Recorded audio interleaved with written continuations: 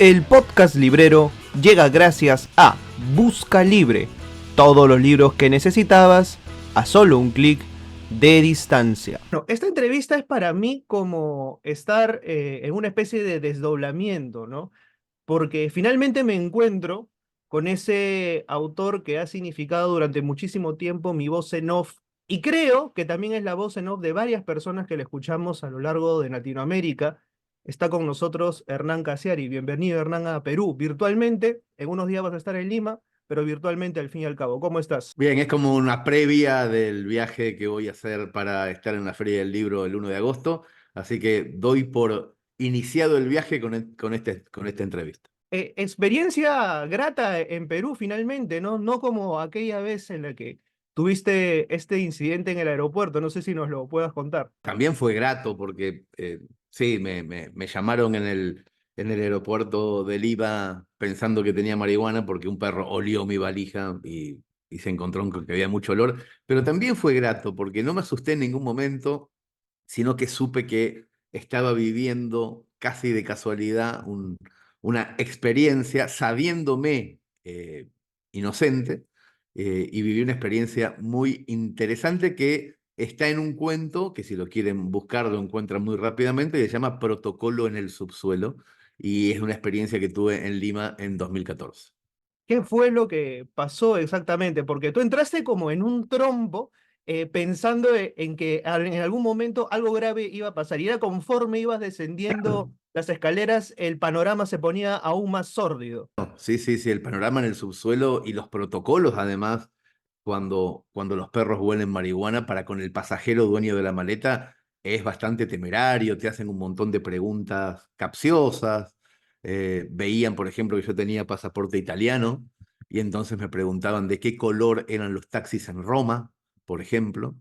Y yo le decía, mire, la verdad es que no me acuerdo, he estado alguna vez, ¿cómo ha estado alguna vez si usted tiene pasaporte italiano? Sí, bueno, tengo pasaporte italiano porque soy argentino, mis abuelos son italianos, pero en realidad vivo en Barcelona. ¿Y entonces de qué color son los taxis de Barcelona? Entonces ahí sí le contestaba, ¿qué distancia hay de Barcelona a Madrid? Y no sé, me hacían muchas preguntas y yo todavía no estaba tan al tanto de la razón, porque no me habían explicado todavía que unos perros habían olfateado marihuana en mi maleta, hasta que llegamos a una especie de cubículo de 3x3 con una cámara de vigilancia en uno de los rincones, y en ese momento entendí lo que pasaba. Yo había estado una semana entera con una bolsa de marihuana abierta en el hotel, donde iba sacando de a poquito, pero el olor de esa bolsa se había impregnado en la maleta. La marihuana, por supuesto, ya no estaba, pero los perros, inteligentes en su olfato, habían detectado ese olor y empezaron a abrir la maleta inicialmente en mi presencia. No la abrieron antes, sino que esperaron a que yo llegara para abrirla. Empezaron a sacar un montón de ropa. Es muy vergonzoso que un grupo de varones vean tus calzoncillos sucios en una maleta abierta. Y bueno, y empezaron a destrozar regalitos que yo le había hecho a mi hija para dárselos cuando volviera a Barcelona, buscando adentro de unas panderetas a ver si había droga. Y fue muy interesante porque yo estaba como viviendo en un sueño, sabiendo que era un sueño. Sabía que nada me podía pasar porque no iban a encontrar nada. Se enojaron bastante de no haber encontrado nada. En ese momento pensé que quizá iban a comisión, o sea que capaz que cuando si encuentran algo se llevan un dinero. Entonces estaban bastante enojados conmigo por mi inocencia. Y lo disfruté mucho y también disfruté mucho el cuento. Ahora, esta cuestión tuya de poder oralizar estos relatos, ¿esto te pasa antes o después de que te conviertes en impotente de escritura? La experiencia me ha otorgado ciertas alarmas y después de una cierta edad, cada vez que me está ocurriendo algo, sé que es material para una historia. No me pasó toda la vida. En la infancia, en la adolescencia y en la primera juventud, yo iba buscando las anécdotas como loco, pero sin saber por qué. Después de cierto tiempo, ya no busco desesperadamente una anécdota. O sea, no me tiro arriba del auto para fingir un choque como hacía en la juventud, hablando simbólicamente, pero si un auto me choca, sé que más allá del dolor de cadera tengo una historia. Entonces, hay algo ahí, una especie de transición que se puede llamar madurez, en donde la deformación profesional hace su trabajo de una forma un poco, mm, un poco más profesional, por decirlo de algún modo. Yo lo que digo es que la infancia es la patria de la inocencia. Y cuando uno habla de la palabra patria es como que automáticamente se encienden los nacionalismos, las alarmas y una serie de vicisitudes alrededor. Tú te fuiste a España en medio de la crisis argentina del 2001 y desde allá empiezas con un blog que luego termina explotando y transformándose a la postre en lo que sería Orsay. Pero ¿qué es la patria? Finalmente para Hernán Cassiari? ¿Es el lugar donde uno nace o es el lugar donde están sus afectos? En mi caso, mi patria es el lugar del que quiero saber, no importa dónde esté parado en ese momento. Yo me levanto a la mañana, no importa en qué país, y lo primero que quiero saber es qué pasa en mi lugar. ¿Qué pasa en mi lugar? En mi primer lugar es esta casa. O sea, ¿qué pasa en esta casa? Yo me levanto en Tailandia o en Santiago de Chile o en Lima o en Barcelona y lo primero que quiero saber es qué pasa en el lugar donde están durmiendo mis hijas. Esa es mi patria.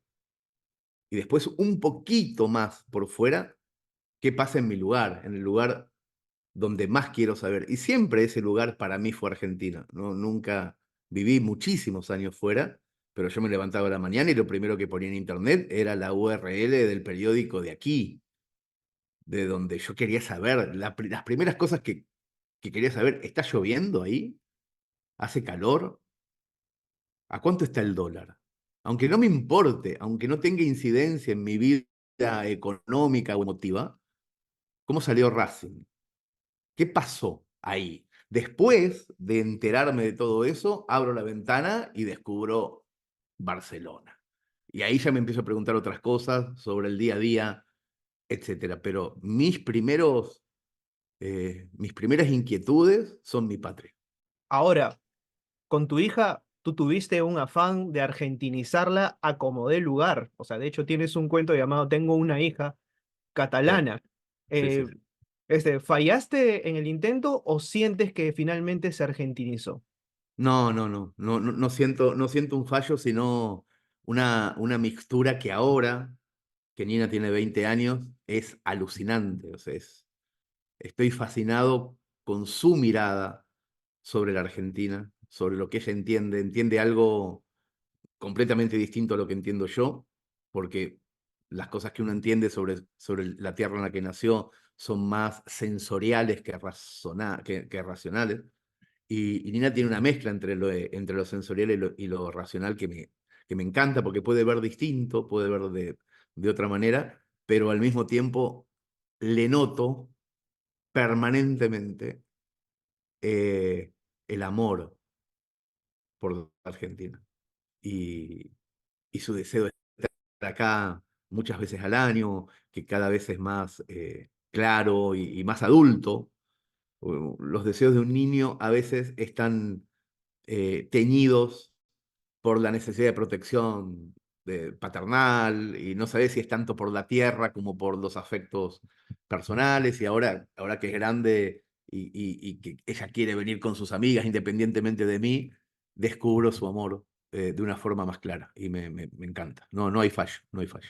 Bueno, con ella también tienes una escena bastante puntual, ¿no? Y me refiero particularmente al momento del infarto. Te recetan justamente caminar, te encuentras en Parque Saavedra, está Sí, dando unas mira cómo vueltas te acuerdas. Sí. y mencionas claramente, y es una escena bastante conmovedora que le dices, vente para acá porque yo me quiero quedar acá. Y ella te dice, papá, es la primera vez que por fin vamos a caminar juntos, porque finalmente hemos estado tan distanciados y tú estabas muy metido en un proceso bastante complicado, ¿no? En ese momento de tu vida. Uf, sí, claro. Yo, los últimos años que viví en España, que me quedé puntualmente eh, para ser padre, para estar cerca de mi hija, descubrí ya con el diario del lunes que no fue que no había sido una buena decisión porque estaba tremendamente deprimido, estaba muy encerrado en mi casa. Obviamente estaba con mi hija en mi casa, pero mi hija estaba viendo un padre deprimido. Y cuando tomé la decisión después del infarto de quedarme a vivir en Buenos Aires, que fue muy duro para mí esa conversación con Nina, la conversación en donde le digo que me voy a quedar, todavía hoy me cuesta incluso verbalizarla o recordarla con palabras, esa conversación, porque fue muy dura. Pero 2 o 3 semanas después, estando los dos en Buenos Aires, yo tenía que hacer una rutina de ejercicio diaria, permanente, y le daba vueltas a una plaza gigantesca, y en una de esas recorridas ella me acompañó y fuimos caminando, y me acuerdo hasta exactamente la conversación que tuvimos, en donde hablábamos del futuro, y caminábamos, y caminábamos, y caminábamos. Y ella me dijo, tenía 12 años, y entonces eso es eh, también relevante, la edad. Y me dijo, ¿te das cuenta que en estas 2 horas caminamos más que lo que caminamos toda mi vida? En un sentido literal, yo no salía a caminar Claro. con ella. No, no, no me lo dijo en un sentido filosófico ni simbólico. Me dio un dato que claro, que ese dato después en la cabeza a mí se me comprime metafóricamente y me parte el corazón. Pero ella me dio un dato real, lleno de esperanza también. Fue, fue una época muy rara para mí, esa época que fue el verano del 2016. Una época muy rara, porque cambió todo. Generalmente en la vida hay cambios muy fuertes que suelen ser paulatinos. O sea, cambios que duran un año y medio, que te encontrás al año siguiente en otro lugar. A mí me pasó todo en un solo día o en una sola semana, un cambio de continente, un cambio de costumbres muy fuerte, muy fuerte. Un cambio de estado civil, un cambio en mi paternidad, que comenzó a ser remota, a distancia, un cambio en mi oficio. No, no pude escribir más, tuve que dejar de escribir por culpa de la ausencia de tabaco o de la abstinencia del tabaco y de la marihuana. Un cambio en los hábitos alimenticios, en los hábitos de todo tipo. Empecé a ser diurno en vez de nocturno. En- y todos esos cambios que suelen ser muy traumáticos o complicados, yo los viví con una alegría increíble por 2 razones. Por estar acá, que era el lugar al que yo quería llegar, mi lugar, y porque me enamoré al mismo tiempo. En esa misma semana empezó una historia de amor parecida a muchísimas, pero que, viste que las historias de amor al principio, en las primeros 2 meses o 3, son muy explosivas, muy explosivas. Y no Y te se importa siente un más poco nada. uruguayo también, ¿eh? Sí, sí, claro. Y no te importa más nada, más que esa historia de amor. Entonces yo viví todas esas abstinencias en una burbuja de felicidad, y entonces no me rasparon tanto, no me rasparon tanto. Dejar de fumar para mí había sido imposible durante toda mi vida. Lo había intentado un montón de veces, y esa vez ocurrió, lo pude conseguir de una forma absoluta, lo mismo que dejar la marihuana o que dejar de comer de forma eh, angurrienta, empezar a ser más sano. De hecho, a veces veo fotos mías de antes del infarto y las de después, y realmente da la impresión, hasta en el brillo de los ojos, de que hay otra vivacidad. Y eso me alivia en un punto, y también en otro punto me entristece. Me entristece porque podía haber evitado ciertas cosas anteriores al 2015 que no pude evitar. Bueno, el ser humano está en metamorfosis permanente, ¿no? Lo Sin duda, único sin duda. que no es estable es justamente eso, ¿no? El Sí. tiempo, la violencia del tiempo, Mm. finalmente, ¿no? Claro, todos estamos constantemente cambiando, pero si tú pudieses volver a una época de tu vida, ¿cambiarías algo o dejarías tu historia tal como está? No, me da mucho miedo ese ejercicio, en el caso de que ese ejercicio pudiera ser real, en ningún caso movería ninguna pieza del Shenga porque se puede venir todo abajo. Eh, voy a decir un perogrullo y algo que sabemos todos, pero yo siento que es absolutamente así. Somos todo lo que nos pasó. O sea, yo estoy acá en este lugar en el que quiero estar todos los días gracias a todo lo que me pasó.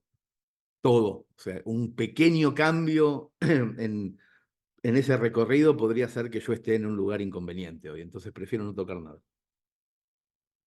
Por ejemplo, encontrarnos de pronto del lado de hijos y ahora padres. Yo recuerdo y mencionabas hace un rato a Racing, que dicho sea de paso, yo soy del Sporting Cristal. No sé si lo Muy bien, recordarás. yo también soy del Sporting, creo que por culpa tuya.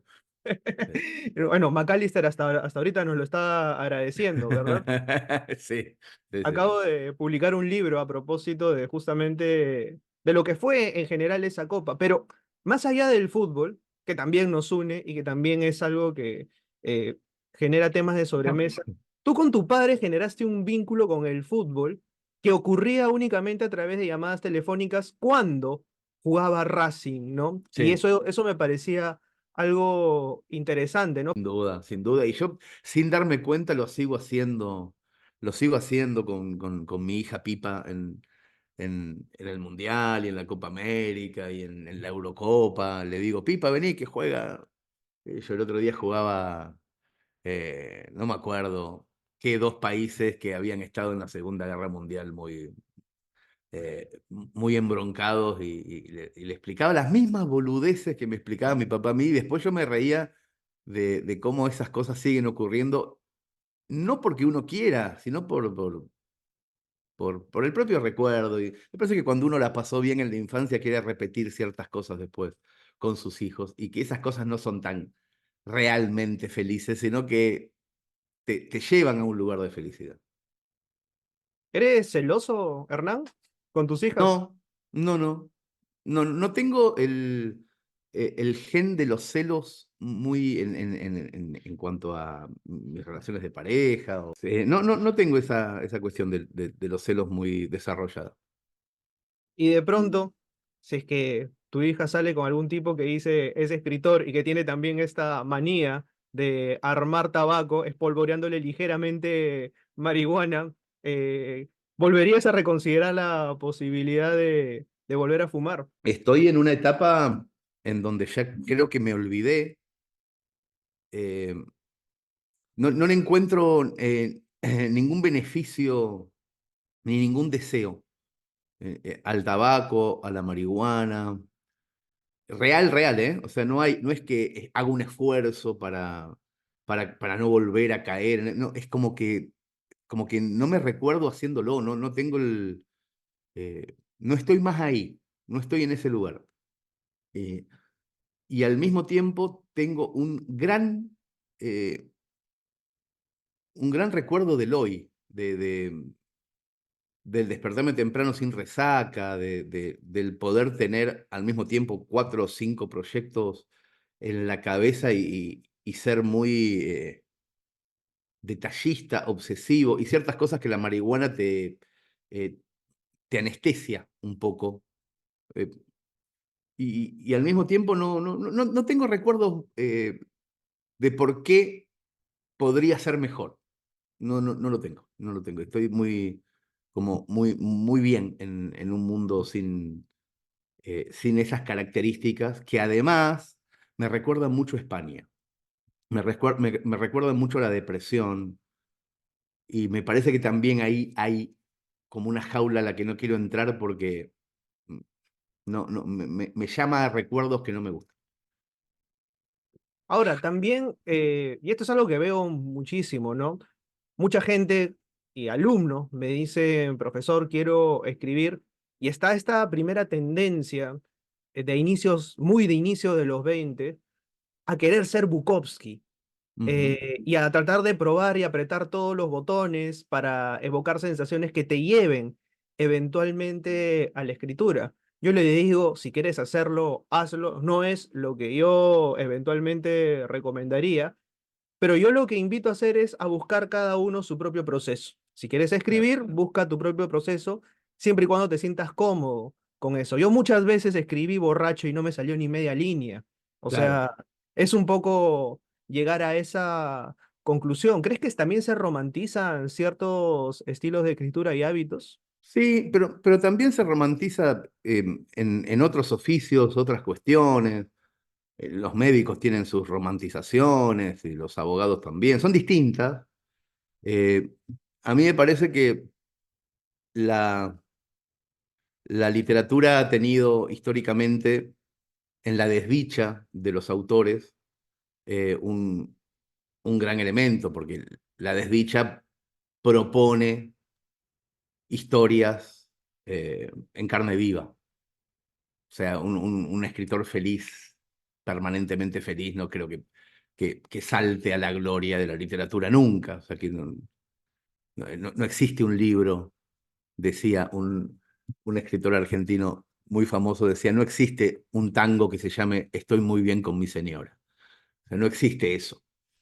Entonces, obviamente que la desdicha y una vida de privaciones y las adicciones generan una gran literatura porque son historias mucho más intensas que las historias de un oficinista.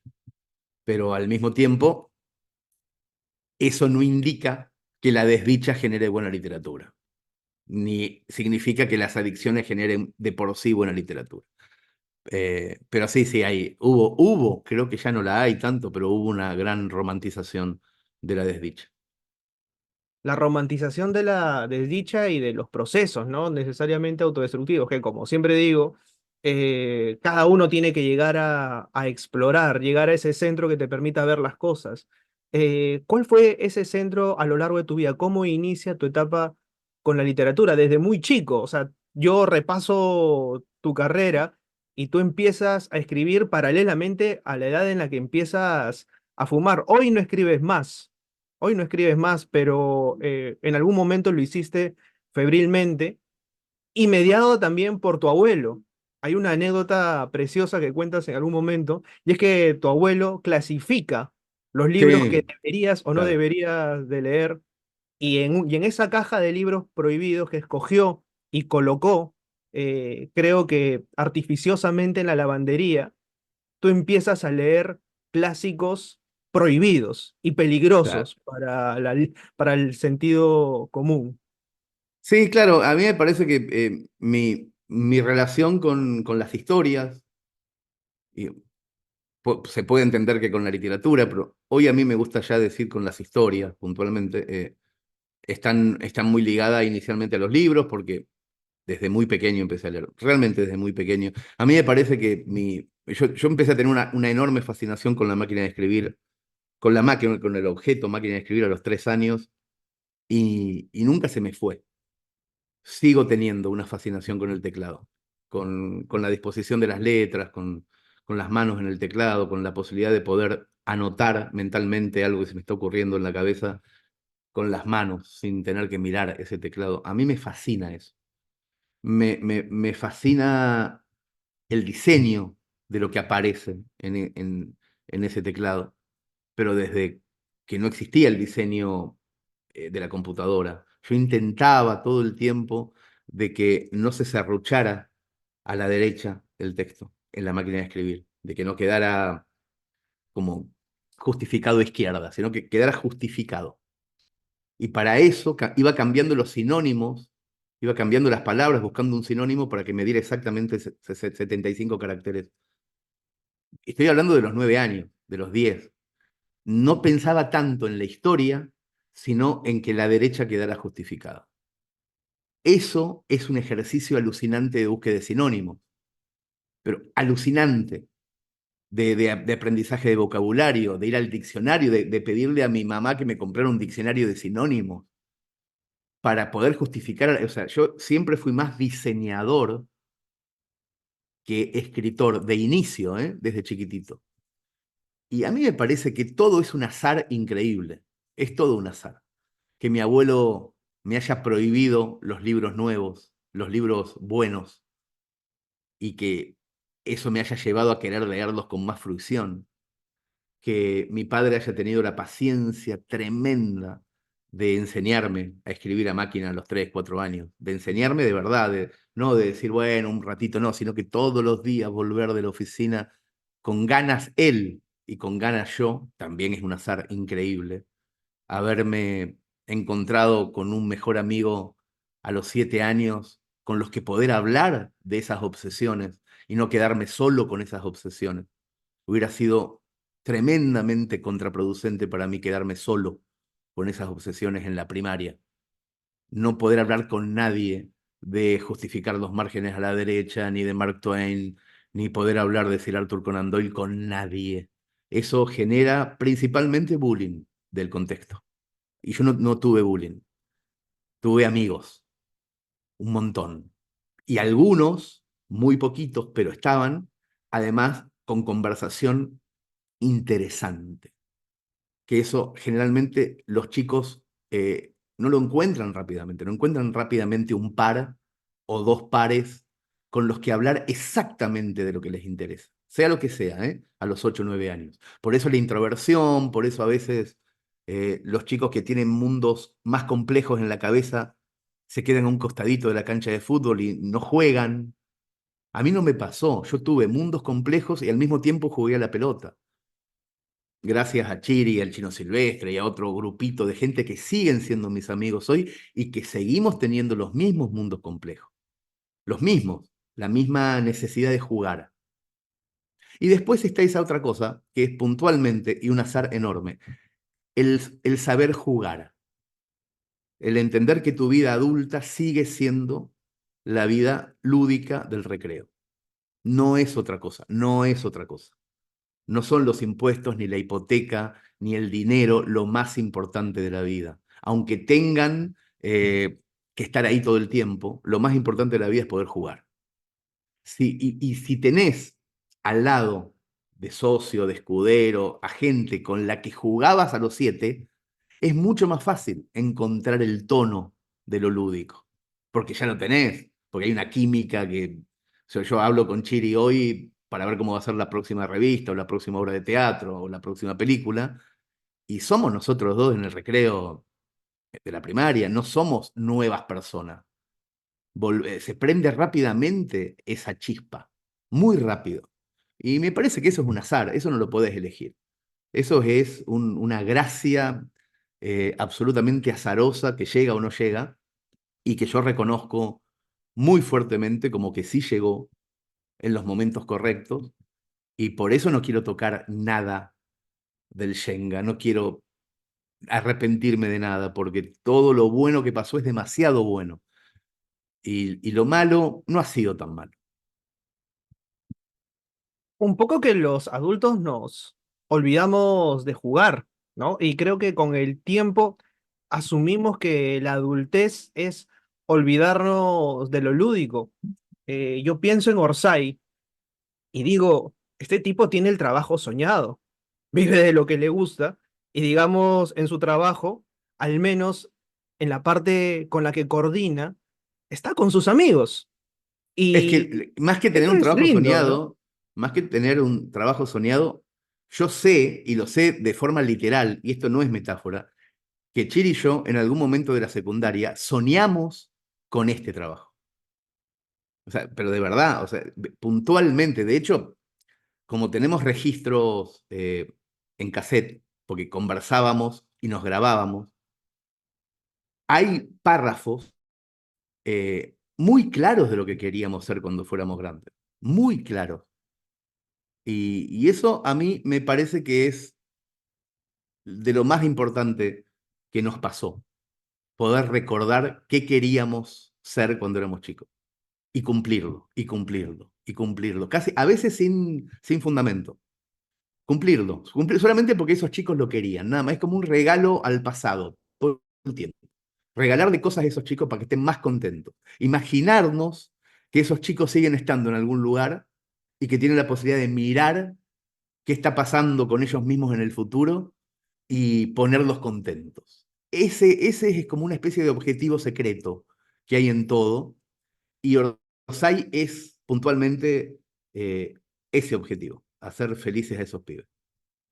Y tú sabes que me remite a algo que también mencionaste en alguna entrevista, ¿no? Tú querías volver a Argentina porque justamente querías que estas historias emocionaran a otros argentinos, emocionaran a otros latinoamericanos, que de hecho yo creo que ya lo hacías desde España, Sí, pero estar en Argentina es nuevamente te distinto, devolvió eso, ¿no? es distinto, está mucho más cerca. eh, voy a decirlo con una palabra más técnica, la repercusión está más cerca. Si bien no es la palabra exacta, porque la palabra exacta es demasiado cursi, la palabra exacta es el cariño. Esa es la palabra exacta. Lo que pasa cuando salgo del teatro, cuando firmo en una feria de Buenos Aires o de Lima o de Montevideo o del DF, no pasa lo mismo que en España. Pero no porque el español no entienda lo que digo, sino porque hay culturalmente otra reacción hacia ciertos sentimientos que son demasiado latinoamericanos, que no tiene por qué entender un europeo. O sea, no es que es tonto el europeo porque no lo entiende, no, es otro mundo, como es otro mundo los ingleses y los neozelandeses y los asiáticos. Hay una cultura ancestral diferente. Nosotros venimos seteados de una manera en donde yo sé qué quiero conseguir cuando hay un auditorio cercano y si lo consigo es un triunfo. Y en un auditorio que, que no entiendo, incluso si lo consigo, tampoco me parece un triunfo, porque me parece al final que no sé si entendieron o no. No sé si entendieron o no. Y eso siempre me pasó en España. No, en España me iba siempre bien, siempre bien. En Argentina no, en Argentina te tiene que ir bien si el cuento está bueno. Si el cuento no está bueno, no te va a ir bien. Y en España te va siempre bien. Entonces no es tan importante el cuento.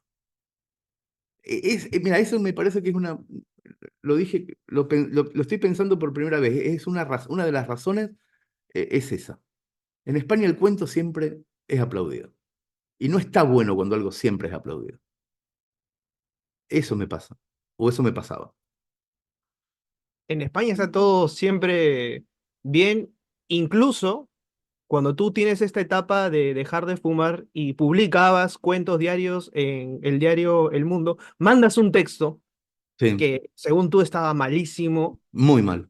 y ellos ni siquiera te lo reclaman ni nada, todo continúa como muy en status quo, ¿no? Yo todas las semanas, después de dejar de fumar, que yo tenía un contrato semanal con el diario El Mundo, todas las semanas estaba esperando el mail que dijera, estás despedido por lo malísimo que estás enviando. 3 semanas enteras de enero del 2016 esperando ese mail, y cuando me di cuenta de que no pasaba, también me di cuenta de que no entendían. De que no entendían ni ellos ni los lectores, nadie se quejaba de la porquería que estaba haciendo, entonces renuncié directamente. No quería yo seguir haciendo eso, independientemente de lo que pensara el otro. En Argentina jamás hubiera pasado. En Argentina te llaman a los 2 minutos si estás haciendo algo distinto a lo que ellos esperan. En Argentina y en muchos lugares. A mí me parece que hay algo que tiene que ver con el hambre también. Con el hambre, no el hambre necesariamente de la panza, el hambre. El hambre, las ganas de que ocurran cosas que más allá del caos de nuestros países, lo ves todo el tiempo el hambre. Todo el tiempo ves el hambre. Y en Europa no está, no está. Está en los inmigrantes, pero no está en la Europa que el europeo quiere ese hambre. Hay una sensación, una necesidad de statu quo, de que nada cambie, de que todo sea próspero y que llegue el nuevo iPhone y vos lo tengas y no pase más nada que eso. Que obviamente en este momento Europa está eh, en un estado de ebullición porque hay cada vez más inmigración que propone otra cosa, pero que también propone, por ejemplo, goles de afuera del área y propone Lamine Yamales y Nikos Williams que están muy bien. Entonces, en esas propuestas hay como un reverdecer también del caos que a mí me parece que, como decíamos al principio, es necesario para la creación también. Tú sabes que yo veo reflejado esto que dices en lo que pasó con Argentina en el Mundial 2002. Las puteadas que se comió Bielsa y todo el equipo, no las vi, por ejemplo, cuando España, luego de haber sido campeón del mundo, fracasa en el Mundial de 2014, ¿no? O sea, esto de los latinoamericanos de exigirle al equipo que solucione el país es muy de Claro, claro, Latinoamérica, ¿no? tremendamente, tremendamente, es increíble eso, sí. Sí, sí, sí. Y hay mentalidades que necesitan que el paraíso sea una cosa muchísimo más tranquila y hay cerebros que necesitan caos. Yo siempre he sido un amante del caos, entonces vivir en sociedades que buscan la tranquilidad a mí siempre me ha parecido muy aburrido, por eso también la depresión y todo eso. Ahora, en algún momento tú me dijiste que te sentías extremadamente uruguayo luego de lo que había ocurrido contigo en 2015. Uruguay es un país bastante tranquilo. ¿Te daría como Sí, para vivir una temporada ahí?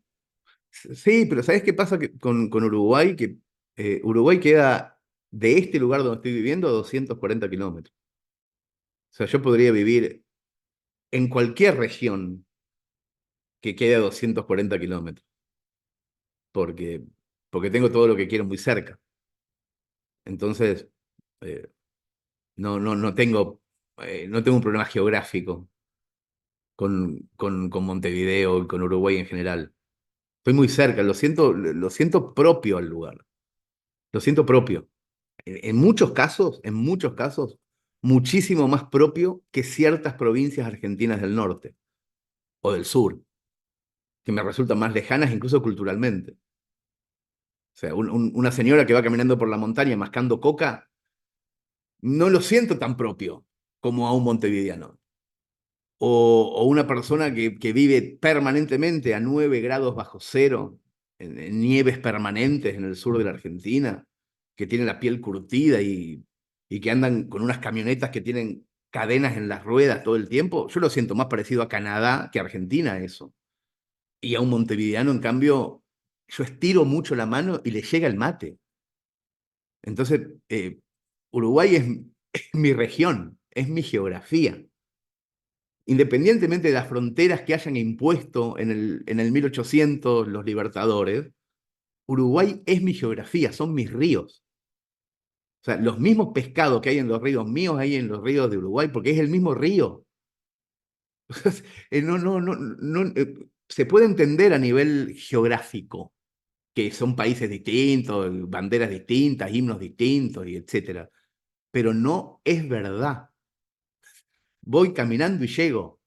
Es mi patria. Esa es la sensación que a mí me da lo que en nuestros países se llama el Río de la Plata. El Río de la Plata es un mundo, es un planeta. Es un planeta donde el Dios es el mate. Es un planeta donde el fútbol es el segundo Dios. Porque aunque lo hayan inventado los ingleses, nació acá. Nació acá. En estos 340 kilómetros a la redonda, el primer mundial ocurrió. ¿Sí? Entonces, cada vez que hay fútbol, Argentina y Uruguay son una misma cosa, una misma entraña, con camisetas diferentes, etcétera. Pero para mí Uruguay no es el país de al lado, es mi geografía. Entonces siento algo ahí, siento algo. Y yo soy muy del campo también, yo vivo en el campo, en el medio del campo. La tranquilidad uruguaya es mi tranquilidad también. Pero también necesito estar muy cerca de una gran urbe, que es Buenos Aires. Necesito estar muy cerquita, por eso digo, es muy cerca todo. Yo necesito estar muy tranquilo, 5 días a la semana, y dos, estar muy arriba en una ciudad que tiene 400 obras de teatro por temporada. Y tengo todo eso muy cerca. Y por Perú, ¿qué, qué se te genera? ¿Qué es lo que se te viene de inmediato a la cabeza? Porque claro, tú mencionas el Río de la Plata y por ahí, claro, evidentemente Uruguay, Buenos Aires, Montevideo y Buenos Aires están bastante cerca. Pero con Perú pasa algo distinto. O sea, Lima es la capital y está pegada al mar. Sí. Y la costa piensa diferente a la sierra y la sierra piensa diferente a la selva. ¿Cuál es tu primer recuerdo a propósito de Perú? Porque con Uruguay sí hay como que una hermandad. Con Argentina sabemos, evidentemente, lo que fue Malvinas, y siempre que juega Perú y Argentina, las Malvinas son argentinas. Pero cuando te hablan de Perú, ¿en qué piensas? Uy, bueno, yo tengo los primeros recuerdos con Perú tienen que ver, por supuesto, que con el fútbol, inicialmente con el Mundial 78, que es mi primer mundial con uso de razón, en donde Teófilo Cubillas, por ejemplo, era un personaje clarísimo en, y Quiroga el arquero que era argentino, pero atajaba para Perú. Pero sobre todo hubo, yo no sé si en Perú esto lo saben o no, hubo un locutor, un periodista, un presentador muy famoso en la Argentina, peruano, que se llamó Hugo Guerrero Martínez, que tenía acento peruano y una voz alucinante, pero alucinante, que me parece que nos arrulló como país durante 2 décadas enteras, de los 70, no, un poco más atrás, del 65 al 85, más o menos. Yo lo encontré en la mitad de ese camino, que hacía unas entrevistas muy novedosas para la época, dejando silencios larguísimos y sin que le importara, en donde incomodaba mucho el entrevistado. Y para nosotros, cuando nacimos, Perú era esa voz. Para nosotros todo el Perú era un señor que hablaba muy bien. O sea, era un señor con gran vocabulario. Entonces Perú tenía esa ráfaga, esa. Y después en lo personal, yo me encontré muy rápido con un escritor que se llamó Manuel Escorza, que me fascinó con un libro chiquitito llamado Redoble por Rancas, pero estoy hablándote de mis 13, 14 años, ¿eh?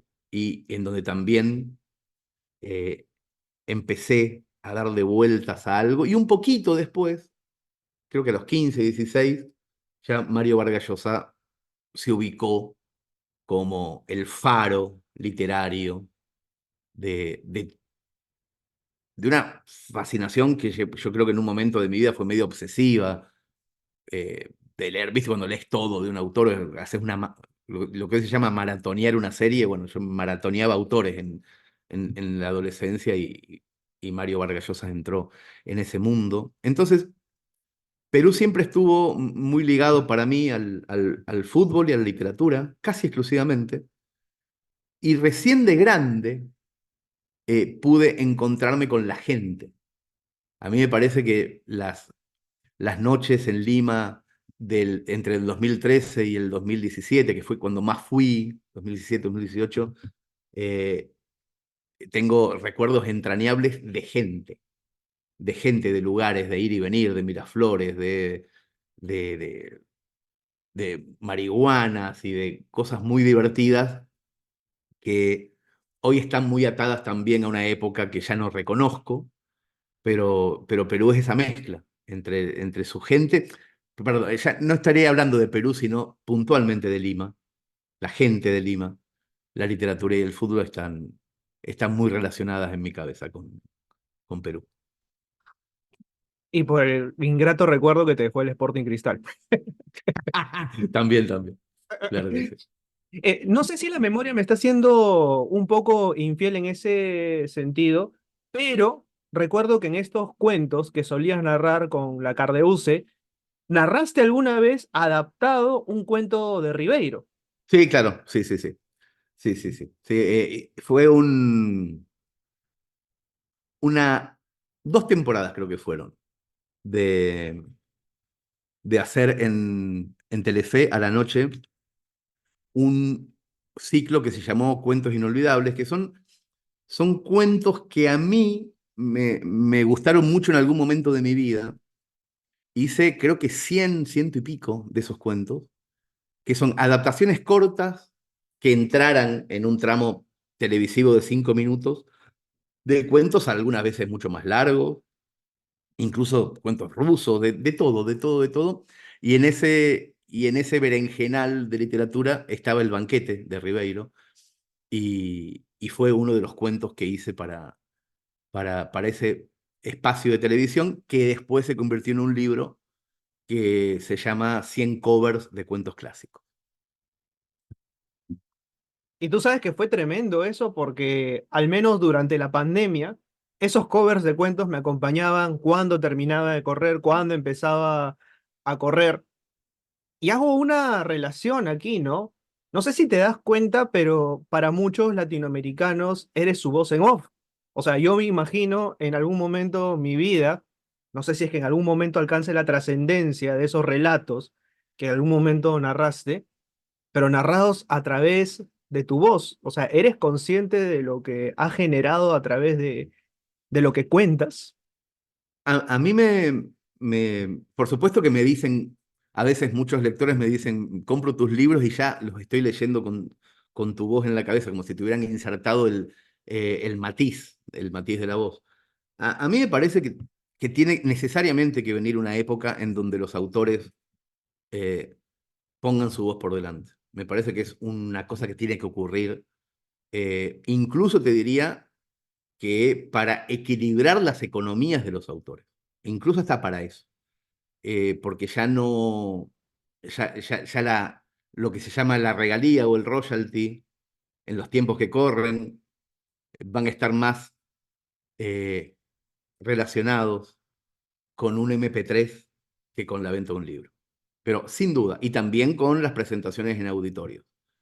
Entonces, que el autor te lo cuente siempre es mejor a que te lo cuente un actor.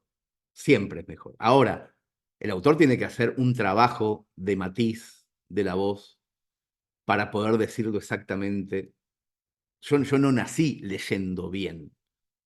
Yo tuve todo un proceso entre 2012 y 2014, haciéndolo francamente mal, hasta que empecé a hacerlo más o menos bien y empecé a entender qué es hacerlo bien, qué significa y por qué hay que matizar en determinado momento y en otro no, por qué no hay que leer exactamente lo que se escribió para ser leído en voz baja, sino que hay que adaptarlo, hay que encontrarle una vueltita de tuerca. Todo eso es un trabajo que me parece que se viene, que le va a tocar a todos, a no ser que quieran eh, seguir haciendo otras actividades menos gratas, como fingir hacer talleres, con ese tipo de cosas para conseguir comida caliente a fin de mes, digo, quiero decir, ¿no? Pero me parece que se viene, y además es tremendamente divertido, y además es muy nutritivo, y además ganás muchos más, iba a decir lectores, oyentes.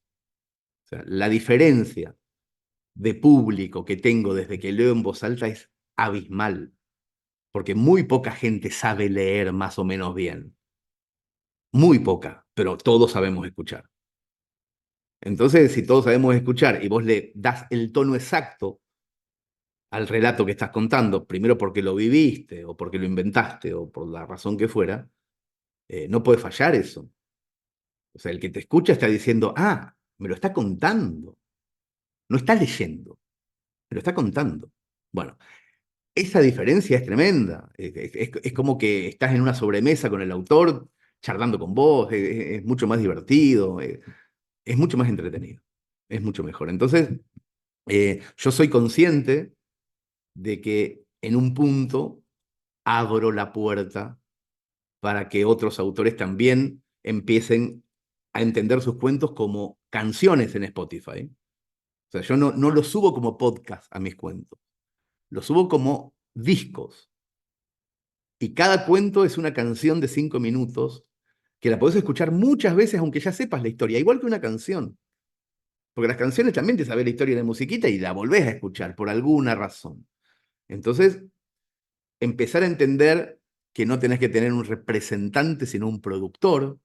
Ese es otro cambio tremendo que yo descubrí a tiempo. O sea, eliminé al representante que termina siendo un amigo del editor y entre los dos te cagan, y tener un productor. Un productor es alguien que vela realmente por tus intereses, independientemente de las editoriales y todo, y que además entiende de teatro y de cine y de contratos cinematográficos y de otras cosas, que a los pobres escritores tradicionales se lo maneja la editorial todo eso. sea, un escritor tradicional escribe una novela, le gusta Netflix y no habla con el escritor, habla con la editorial. Y la editorial se queda con el 60 de lo que Netflix entrega. El 60, boludo, es increíble. Yo lo digo en voz alta y no lo puedo creer. Ahora, Bueno, ¿en qué entonces momento, hay un cambio muy fuerte que hay que darlo también.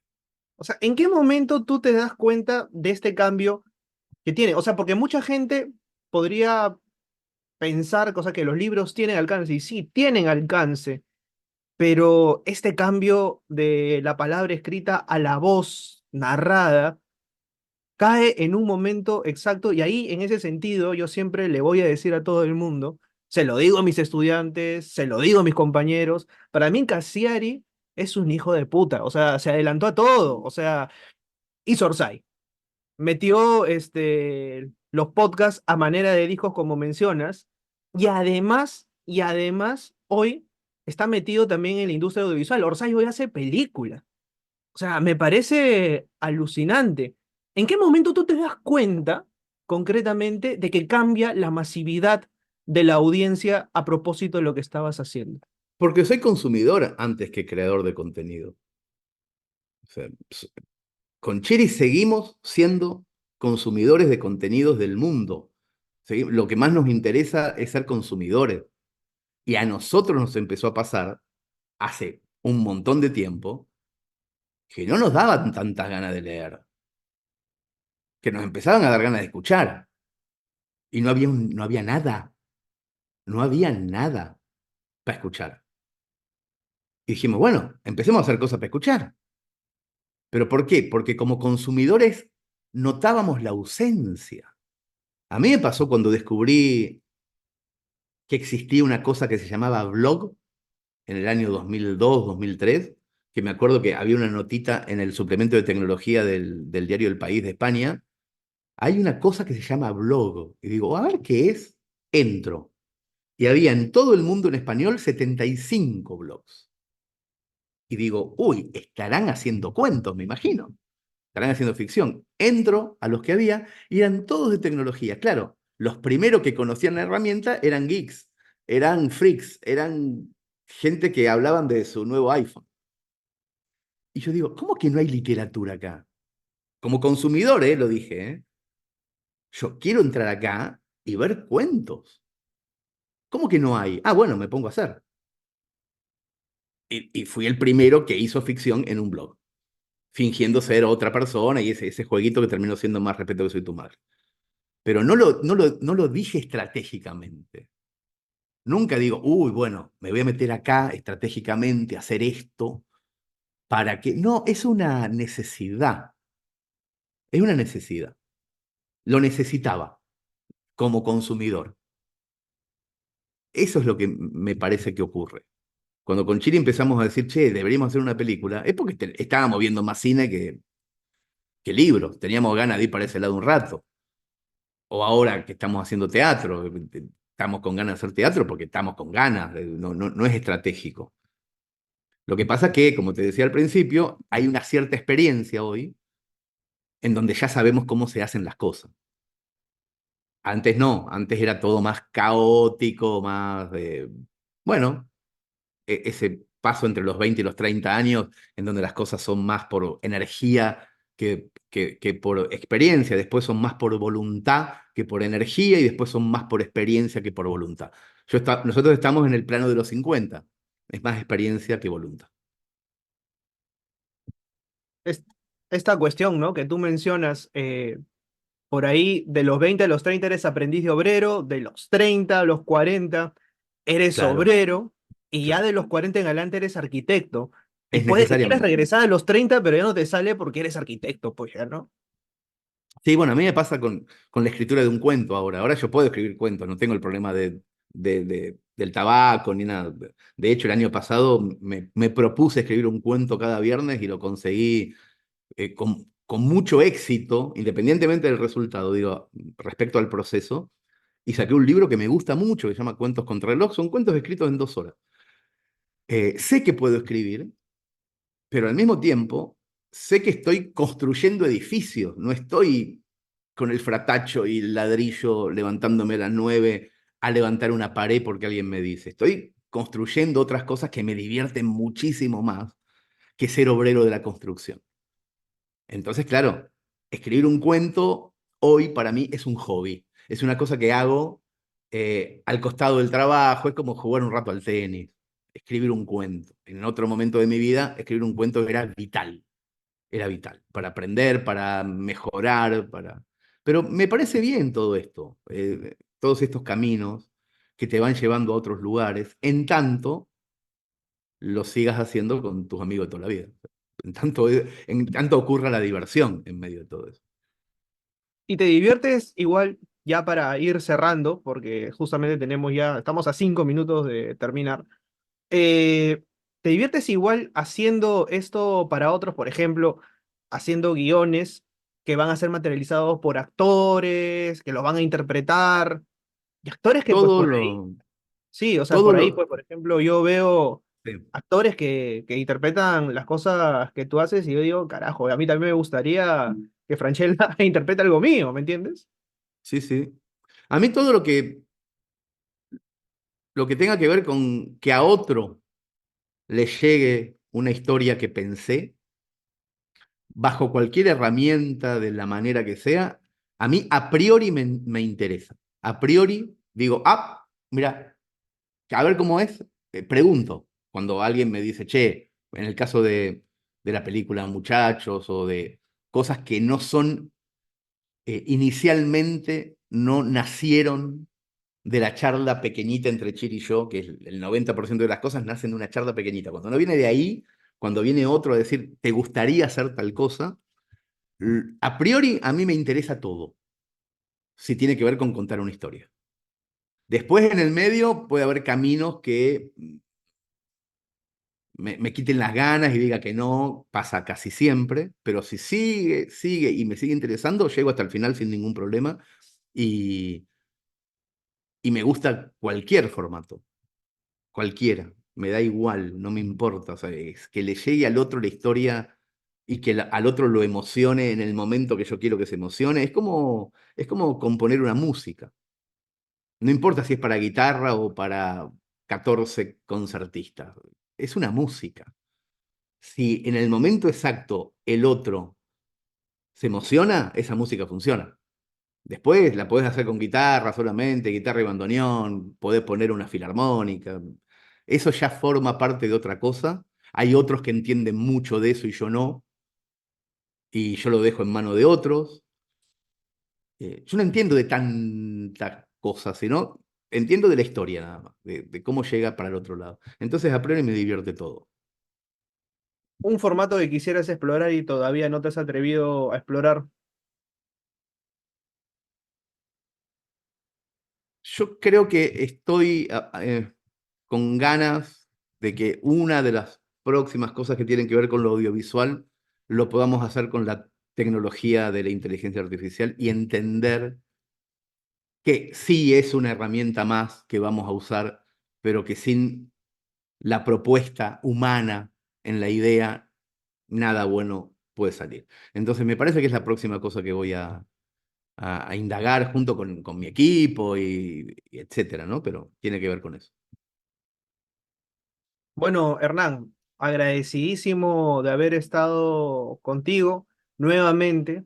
Los invito a seguir a Hernán. Yo sé que mucha gente aficionada al periodismo, a la literatura, ya lo sigue, pero que esta entrevista sirva para seguir dándolo a conocer.